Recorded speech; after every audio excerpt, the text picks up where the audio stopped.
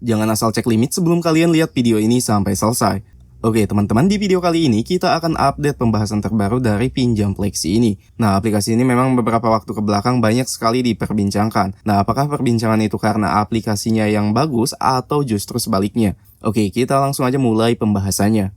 Buat yang belum tahu, aplikasi pinjol ini memang sudah ada di Google Play Store teman-teman, dan kalian bisa langsung aja mendownloadnya. Tapi saran saya kalian jangan langsung ngecek limit pada pinjol ini. Karena kenapa? Di konten-konten saya sebelumnya yang membahas aplikasi ini banyak sekali komentar yang negatif teman-teman. Nah, ini adalah beberapa contoh komentarnya. Jadi banyak sekali yang mengeluhkan bahwa mereka menerima dana masuk padahal mereka belum mengajukan pinjaman sama sekali. Artinya setelah kita selesai pengisian data dan hanya berniat untuk mengecek limit saja, ternyata dana tersebut langsung masuk ke rekening tanpa persetujuan sama sekali. Nah, ini yang banyak terjadi teman-teman. Dan kalau misalkan sudah seperti itu, tentu saja kerugiannya akan ada pada kita sendiri teman-teman. Jadi maksud dari pembuatan video ini sebetulnya bukanlah untuk menjelekkan pihak aplikasinya. Seperti yang saya bilang tadi, dari beberapa pengguna tersebut mengeluhkan mereka itu sebetulnya hanya berniat untuk melakukan pengecekan limit. Tapi ternyata pinjamannya langsung di ACC tanpa mengklik ajukan pinjaman sama sekali.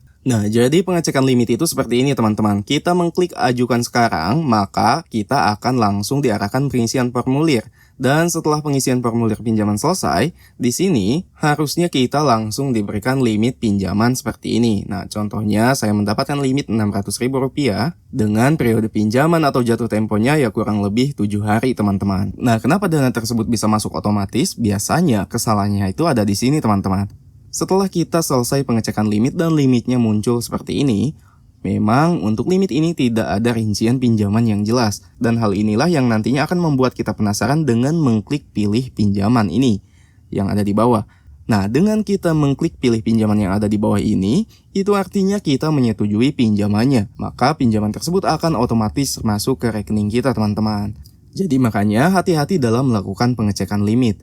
Jangan karena rasa penasaran, ujung-ujungnya malah merugikan kita teman-teman. Dan dari informasi yang saya dapatkan di komentar video saya sebelumnya pun, untuk bunga pinjamannya itu tinggi teman-teman. Dengan pinjaman Rp600.000 ini, jumlah keseluruhan yang harus kita kembalikan itu hampir mencapai Rp1 juta. Dengan durasi pinjaman yang hanya 7 hari. Bahkan sebelum 7 hari pun sudah mulai ada penagihan teman-teman.